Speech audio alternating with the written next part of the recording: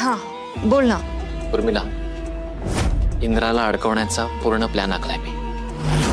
अर्ध काम झालंय, बाकीचं तुला करायचंय. मी काय सांगतो ते ऐक.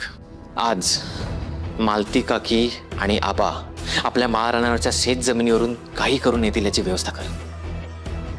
त्यानं काय होणार आहे? मोठा राडा होणार आहे. इंद्रा पुरता अडकणार आहे. काय सांगतोस? राडा होणार आहे? तेच तर हवंय मला. लगेच कामाला लागते. बाय. गुड. इंद्रा आणि या घराचं वाटोळं करण्याची उत्तम संधी विक्रांतला मिळालेली दिसते. चल उर्मिला, कामाला लाग. बरं राणी, मी भाजी नीट करून ठेवली, तेवढी फोडणी दे. हा राणी, अगं काय सांगितलं मी आता? काय झाले? कसला विचार करतेस? कोणी काय बोललंय का तुला? नाही नाही, कोणी कशाला काय बोलेल मला, ते असंच आपलं.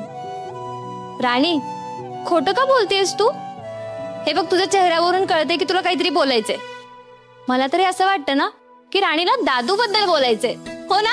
नाही नाही, त्यांच्याबद्दल काय नाही बोलायचं मला. मग एवढी ब्लश का करतेस तू?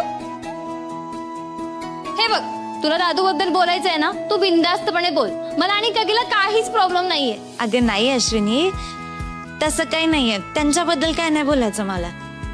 चिकू, सारखंच काय ग तिला इंद्रावरून चिडवत असतेस?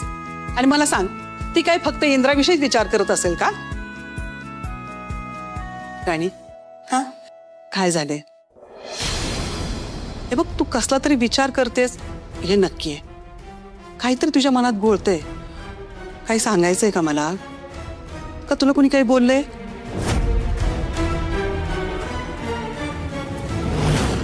ते मालती मॅडम आणि आबासाहेबांबद्दल विचार करत होते मगापासून. त्यांच्याच विषयी थोडं बोलायचंय.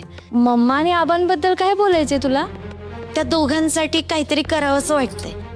काहीतरी करावंसं वाटतंय म्हणजे नक्की काय वाटतंय? म्हणजे आता बघा, मी जेव्हापासून या घरात आली आहे ना, तेव्हापासून मालती मॅडम घरातल्या कामातच असतात आणि आबासाहेबांनी पण त्यांच्या व्यापात स्वतःला अडकवून ठेवले. मी त्या दोघांना कुठेतरी बाहेर जाताना, एकमेकांबरोबर वेळ घालवताना कधी पाहिलंच नाही. आता आपल्या सगळ्यांचा विचार करता करता ते स्वतःचा विचार करायचं विसरून गेले असं वाटतं त्यांच्याकडे बघून. मालती मॅडम तर हे घर सोडून कुठं बाहेर जायचं नाव सुद्धा घेत नाहीत. तर मला असं वाटतंय की त्या दोघांना आपण